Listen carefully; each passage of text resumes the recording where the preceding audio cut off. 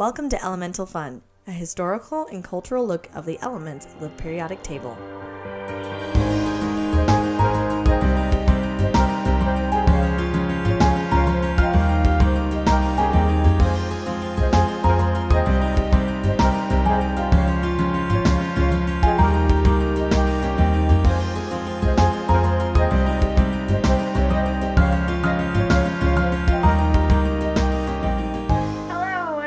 Elemental Fun. I'm Grace. I'm Cindy. And we're taking a little hiatus from elements to talk about just some stuff that's been happening in the news. Science.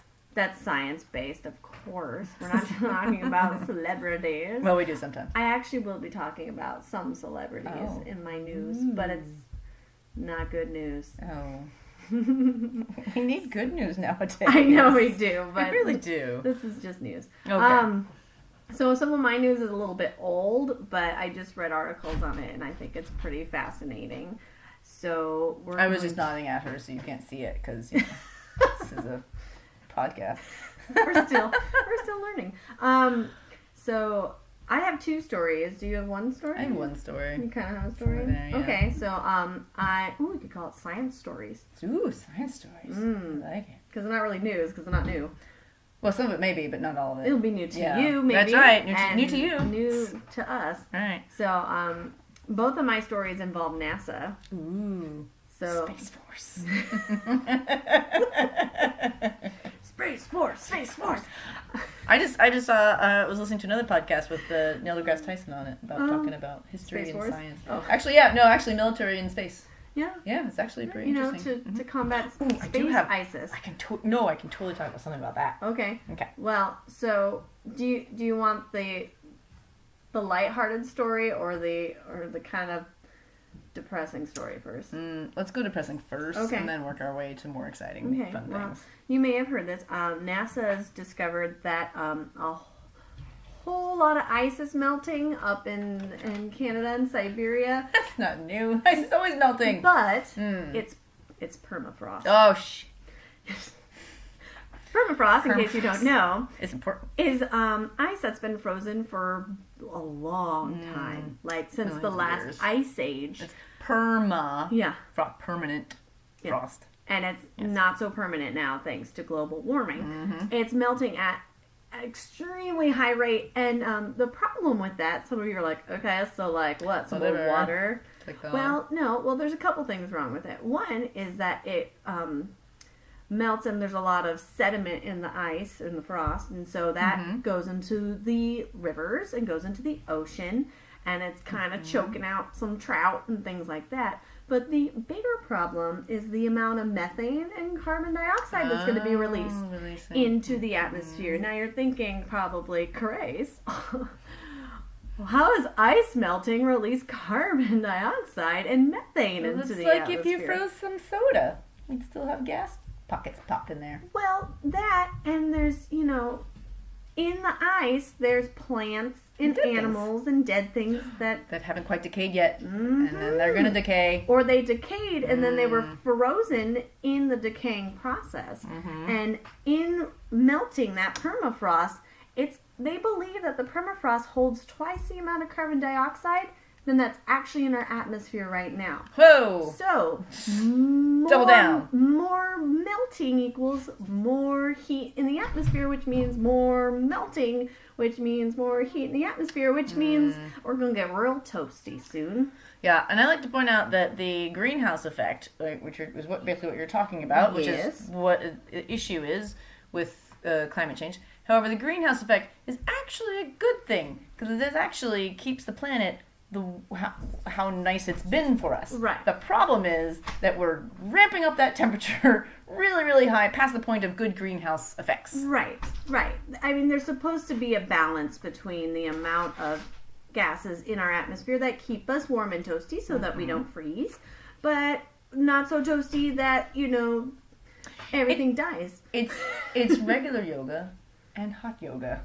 And extreme hot yoga. And you know how I do with hot yoga. I pass out. Yeah. Let's just say that hot yoga is not great for the planet. Yes. Yeah. Although it might be a great detox for your body. Right. If you're laying on the ground already and you don't fall.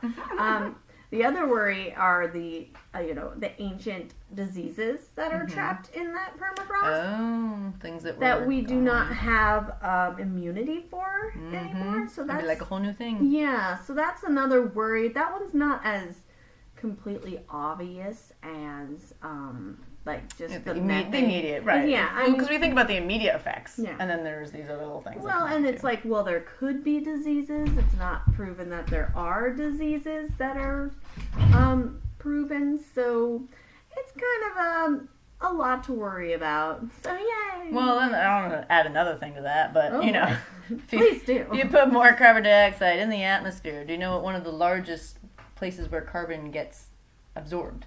The ocean. The ocean. The ocean. Do you know what happens when the carbon gets absorbed into the ocean? Everything dies. Well, when the main thing that's happening now is called ocean acidification. Right. So the carbon dioxide, the ocean is a great carbon sink. It's a great place for the carbon to go away and to not be back in the atmosphere. However, when it stays in there, there's a bunch of chemical reactions that I'm not going to go into. But it basically means that it's reducing the pH of the ocean to the point and taking away the carbonate that the animals that make their own shells and stuff need, because they made calcium carbonate to be able to make their shells. So in that process, the oceans get a bit more acidic. That carbonate is not available to those animals, so they can't make their shells. And things like coral, which are the basis of all the ocean's ecosystems, basically, a very large part of it, die, and then the whole ecosystem's gone. Right, because there's so many different diverse species that make their homes in the coral. And no coral, no home, no species. Yep. And they're the basis of the productivity of a lot of places. Yeah. Even the animals not directly by the corals, out farther around the ocean, it's all based still on those corals and the productivity that they have. Yeah. So that's my depressing story. Sad. So sad face. That's. I guess my other one's kind of depressing, but it's kind of funny. But you have a story you'd like to share? What was your other one about space? Is your other one about space? No. Oh, I thought you said NASA. Oh yes, NASA plays a part, but it's not. Well, okay. It's funny. Well, okay. I'll just do this little tidbit. I was listening to another podcast, and they had Neil deGrasse Tyson on. Actually, it was with Trevor Noah on The Daily Show. Yes, he was on that show. And Neil deGrasse Tyson was talking about his new book, which he's came out with. It's about military and space, and the fact that the military has actually used the stuff in space and the stars and all that stuff for a long, long time, like beyond just the Space Force we have now. And so the the story that he brought up was that actually Columbus, when he came to the New World. Oh, our favorite man. Your favorite man, right? He came and they knew about eclipses, and the people there didn't. Right. So he's like, I want a bunch of your food so I can get back to Europe, whatever. And they're like, well, no, I can't do that. He's like, you're going to make my God angry, and I'm going to make the moon go away. And so then 5 days later, the moon starts going away, and they're like, oh my God, nah! And they're like, okay, if you give us this much food, then I'll make the moon come back right at the point where the eclipse, right. And so then they're like, oh, and they did it, and then they came back. And so it was really interesting that seeing that space and astronomy and all that kind of stuff has been used since... To keep minorities down. Right. Basically, to keep people who don't know about the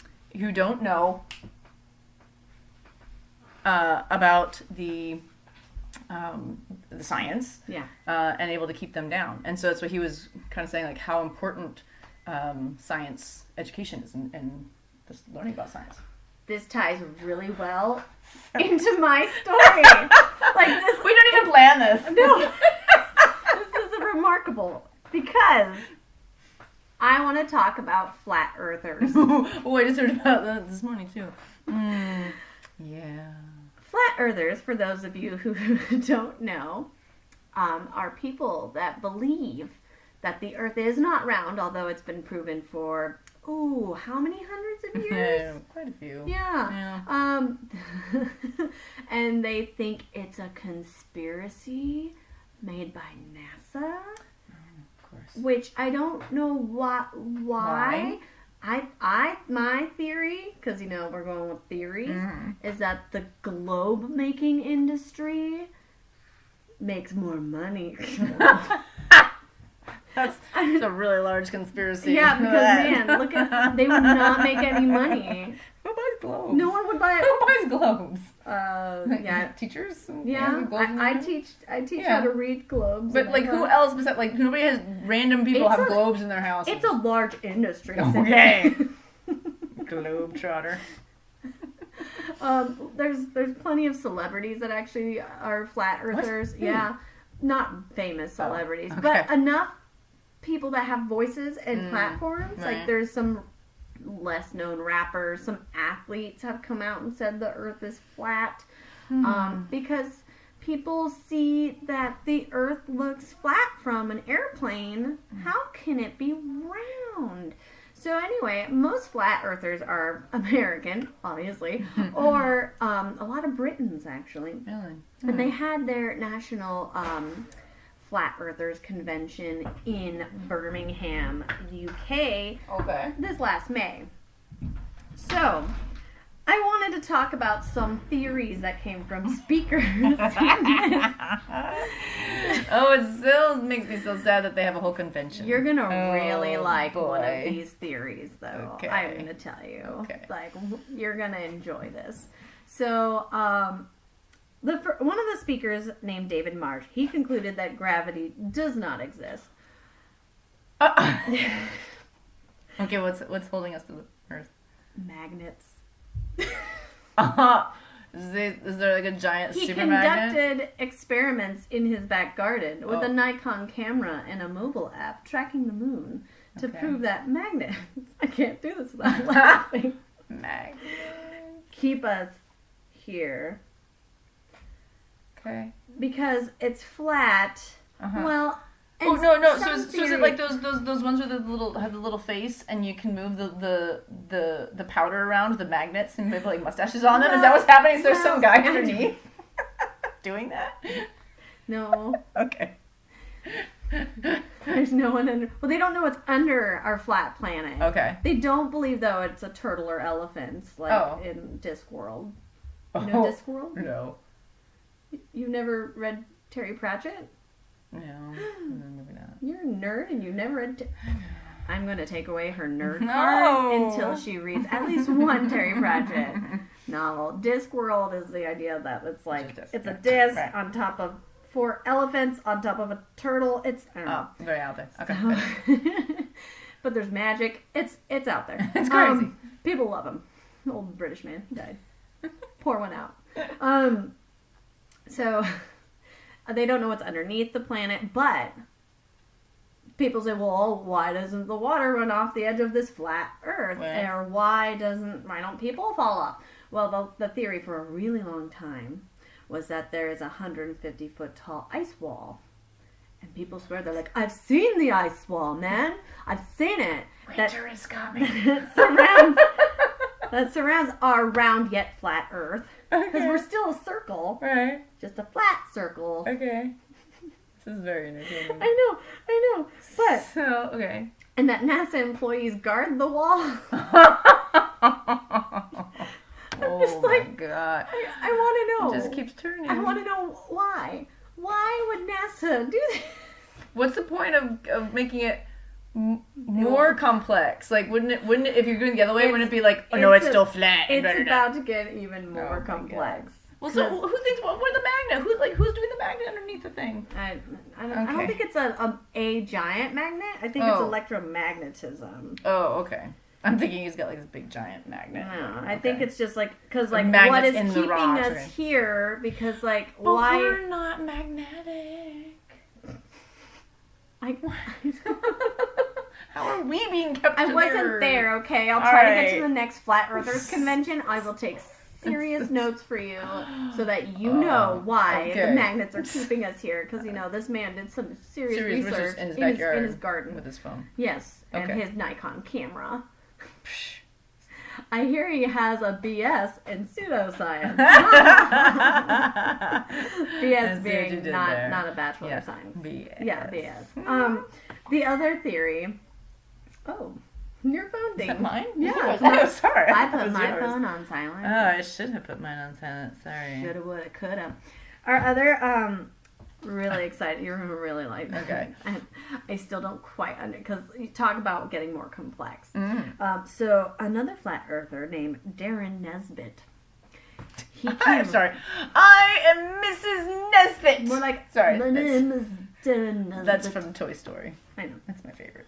I know, but some people may not have, and they might have thought I'm crazy. So I wanted to let them know. Well, I may still be crazy. That's but possible too. So, a lot of the theories about the ice wall and NASA employees. He has a new theory. Okay. Yes, Mr. Nesbitt here. Mr. Nesbitt. Okay. It's called the Pac-Man effect. Okay. Because he's like, east to west travel is possible, right? Like, it's proven that, you can travel... Well, you can't travel around their world because it's flat, right. But that we can connect to the other side. Mm-hmm. And so people said, well, how is that? How do we do that? Well, think of the game Pac-Man and how on the sides and the center, you could go up one side and you just appear on the other side. That's what he's saying. That's what he's saying happens. We just separate. Yeah, well, and apparate actually, on the other side. He says space-time ends and you're placed back on the other side of the I'd say planet, but that's round. Oh my god. So, how new does that theory, even make the Pac-Man effect. So are we the ghost of the Pac-Man? Well, I think that's up to you. Dots. We're all just dots in the great game of Pac-Man. Getting eaten by Pac-Man and ghosts. It's a food chain in a game. It's so deep. Oh my god. So... That's insane. Yeah. Other theories came out of that convention that weren't flat earther. One was that Australia doesn't exist. Wow. Wasn't it bad enough that there was a penal colony and that there's only things that want to kill you there, but that's the thing. Is the guy's like, no. It really was a cover-up from Britain. They just drowned all those criminals. And they made up Australia. If you've ever been there, all the airlines are in on it. They send you somewhere else. And if you know someone, they're all actors. I'm like, that is the level of conspiracy and the amount of people that would have to be involved in all this. Like, she immediately disregard it. Like, oh my god. But talk about drowning. Did you know that there's the latitudes, the northern and southern latitudes, they're called, there's a section of them called the horse latitudes. Do you know why they're called that? Because horses drown? Yeah. Because when they would, yes. But when they would, they're called like the doldrums, right? So where there's not as much wind. So back in the day, when they had a ton of horses on their boats and stuff as they're traveling around the world, they, on the flat earth apparently, they would get into those and there would be no wind. So they would start to run out of food. Well, what are they going to do? They ate the horses, or if they didn't need to eat them, they pushed them off into the ocean. Poor horses. That's why it's called the horse latitudes. That's terrible. A random fact. I know. Well, you're talking about drowning. Yeah, and in Australia not existing on our flat earth. Right, and there's horse latitudes down there. It's like, I think it's like 30 degrees up and down or something. I don't remember. Something like that. Yeah. So it's depressing because people believe this. Yes. About 200 people, did I say about 200 people came to this convention? That makes me feel a little better. I thought it was even going to be larger than that. Well, that's how many could get to Birmingham, UK. Okay. The next one is going to be in the United States next year. Oh. I say we go. I don't know if my brain could take it. I just want to smack everybody. What's wrong with you? Oh my god. Like, there are certain things that you can still debate, and there are certain things that you can't, and those are things you can't. I was listening to a second date update, that. Yes. So a radio station near us does the second date update, and one of them was the woman could not handle a second date with him because he was a flat earther, and he just he could not let it go. Yeah. And he's like, you're brainwashed. And she's like, okay, well, have fun in your nice flat planet. And he's like, your rose-colored round world. And she's like, yeah, okay. Okay, bye-bye. Well, actually, what's really funny about they do exist. The update as the podcast I was listening today was Anna Faris Unqualified, and it's Anna, not Anna. Apparently, it's Anna. Oh. Right. And Mayim Bialik was on it, and so she did a thing with her called deal breaker. Right. So she's bringing up things like, okay, what would be a deal breaker? And so Mayim Bialik is a PhD neuroscientist, yes, as well as being an actress.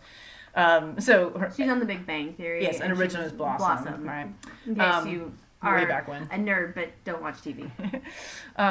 And so one of the deal breakers, she's like, okay, so he's a flat earther.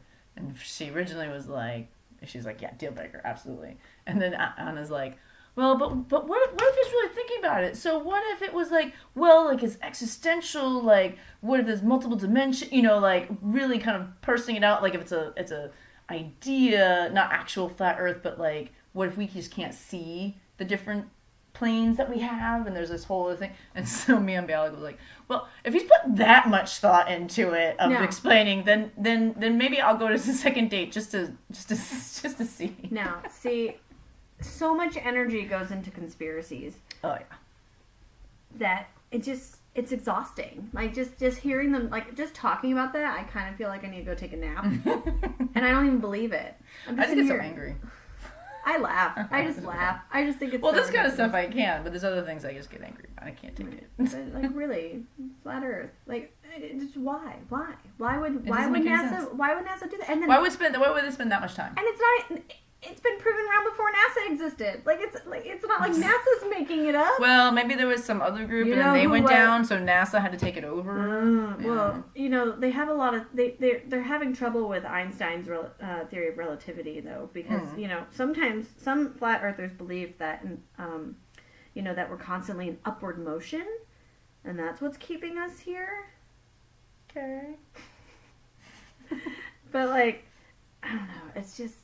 There's also an anti-moon to explain eclipses. I don't know. It gets real. I was reading into it more, and I'm just like, this is exhausting. Like, the ideas, like, these guys should just be Terry Pratchett. Make your own magical flat world where you could be living in a flat land. And you can climb up that 150-foot ice wall and just jump off the other side. And then just pop up on the other side because it's back. Yeah. Wait. So you just would pop... You wouldn't... Yeah. So why is NASA guarding it? Right, there's no wall. Oh, wait, no, there's no ice wall anymore with Pac-Man theory. Oh, okay. It's just... Because that just wouldn't make sense. I don't know. Because any of it makes sense. It doesn't. So there's your pseudoscience update. Woo! That was last May. But, yeah. That's crazy. Yeah. Well, I was doing some research for, just to end on a not so... Oh my God, there's people that believe these things. Yeah, there was this cool thing. So, invasive species. What? What? Species invade? What? Yes, they do. Are they at war? Do they wear little tunics that have I am an invader. I am the zebra. What's that fish? The zebra mussels. Yeah, I am the zebra mussels. I'm gonna destroy. They have little trumpets. They have little mustaches. Like, of course they need to have the I'm going to destroy, French. Eat all Russian. The indigenous species. That is right. Yes. But we're French, so we wouldn't succeed. So they can't be French because these guys are really good. Yeah. Okay, sorry. These are, invasive species. I don't know. Yeah, so there's lots of different types of invasive species. But actually, I'm going to talk about the zebra mussels. Yes. That was cool. We're really on. We're really on right here. Oh. Woo! So the zebra mussels have gone from lakes and all the different places. Where are they originally from? I don't know, actually. You would think maybe the Midwest. You would think Africa because they're zebras, but... It's not an actual zebra attached to a boat. It's a little mussel. Little stripes and things. So I'm not sure where it originated, but they very quickly gone to I think they're in almost every state now. Wow. And they actually ask you to make sure, you're supposed to check your boat. And I saw those when I was traveling this summer. At every single new state, they're like, pull over if you got a boat. Yep. Pull over right now if you got a boat. And I was they attach to one, and then you get that. If you have one little mussel on there and you go to a different lake, you can now start a whole other population of zebra mussels. So they must be a species that can procreate within themselves. You might have to have two. I don't know. I don't know the mussels. Well, they're broadcast. They would be broadcast spawners because they're sessile. They don't move. Yeah. So in order to mate, they have to just release everything into the water. So you'd probably have to have more. But the problem is that when they get on there, you can get a few of them on there. Yeah. And then if a couple people do it, it's very easy. Right. If one canoe has one, and then another canoe has one. All you need Let me tell you about the birds and the bees and the mussels underneath, and they're killing all species. Ooh, that's pretty good. In a thing called love. So invasive species are bad because they have no natural predators in their other places. They can overtake other species and wipe out major ecosystem problems. So it's really, really big issue. But the problem is they can't have police, the Fish and Wildlife and stuff checking every single boat, every single place that somebody goes in the water, right? And of course we can't trust people because people won't do it. A lot of people are like, whatever, it doesn't really matter. It's not a big thing. They don't even think about it. It's not even on their radar. Right. Yeah, a lot of people don't. Nobody reads. No, but even if you do, you just don't think about it, or you might miss it. Anyway, so dogs, how dogs have good senses of smell, right? And dogs can actually,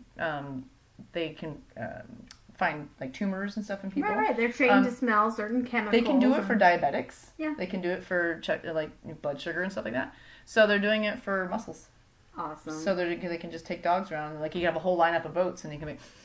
So that, over there! So that a man's not like crawling under a boat being like, Exactly. Oh, there's one. Yep. So they can just smell it, and hopefully that will make it better. Reduce the amount of man-hours and things like zebra mussels. That are just everywhere. They're really everywhere. Yeah. It's pretty crazy. So look up zebra mussels and see. It's a big problem. Like I think almost every state has them now, and it's pretty ridiculous. Real quick though, gray squirrels, they're not indigenous to here, correct? Gray squirrels? I'm gonna look it up because I'm not. There's a Douglas fir squirrel. I mean, indigenous to Washington, because there's a Douglas fir squirrel. We're in Washington, by the way. That's why I'm asking. Maybe they are actually. Because I believe not right. Yep. You said no. She's typing. All right. The threatened western gray squirrel from their other native tree squirrels. So I believe they are natural here. Oh, okay. It's just they do. There was it'd be invasive, but not like invasive. There may be, there's western gray squirrel, Douglas squirrel, red squirrel, northern flying squirrel, eastern gray squirrel. I was thinking of the eastern gray squirrel. Mm-hmm. Are they originally from? Eastern gray squirrels were first introduced into Washington in 1925. They're now common, and when hunting the species. Yeah, so I think the eastern gray squirrels have outcompeted the western gray squirrels, which is the problem. Yeah. Yes. I was talking to my husband about that the other day. I was like, yeah, there's like the eastern gray squirrel, and they're not really from here. He's like, what, really? And I was like, yeah. It's true. The western gray squirrels were, but not the eastern. Yeah. There's a lot of squirrels. But squirrels aren't exactly like the zebra mussels. No, not as invasive, shall we say, and they don't, or detrimental to the other squirrel. I think it's super. I didn't know we had flying squirrels. I think it's super awesome. What? Yeah, we have a little flying squirrel. You can in Deception Pass Park. They're there. Yeah. I love flying squirrels. I know, they're super cute. Because they're like, Batman! Mm-hmm. Anyway, awesome. So, I think we're just doing a quick little podcast here because we'll do that every once in a while. It's fun to bring up science, fun things. Yeah, take a little break from the elements and just talk about stuff. Fun things, good things, sad things, bad things. Yeah, maybe we'll try and think of some more like, hurrah, species is coming back! Porpoises. Rubber porpoises are doing well. Yay! We'll try to bring some good if things you have a fun science story you'd like us to talk about, feel free to contact us at our new email, which is in the links at the bottom. It is in the links at the bottom. Is it elementalfun@gmail, right? Wasn't it? Or is it EFFun? We just made it. We just made it a little while ago. So we're apparently not very good at remembering. It was a while ago. We know the name of our podcast. I mean, just... Let's see, here it is. Elemental Fun Podcast at gmail.com. So if you are feeling the need to tell us something, you can feel free to contact us there. Please feel free to share this podcast. Like it. Write a review about it. Mm-hmm. Tell all your friends. Well, your nerd friends. Don't tell people that don't read. Because I think it's not going to go unless well. they can't sleep. If they're insomniacs, we might There might be a help, yeah. At least by the end. Yeah. Put on the episode of Carbon. That's an hour. There you go. Carbon's important. It is. It's just everywhere. Yes, it is. Anyways, that's pretty much the end. Thank you so much for listening, and we'll catch you on the flip side. Yeah. Pac-Man. Oh, the flip side of the Pac-Man universe. See you on the other side. Go get this.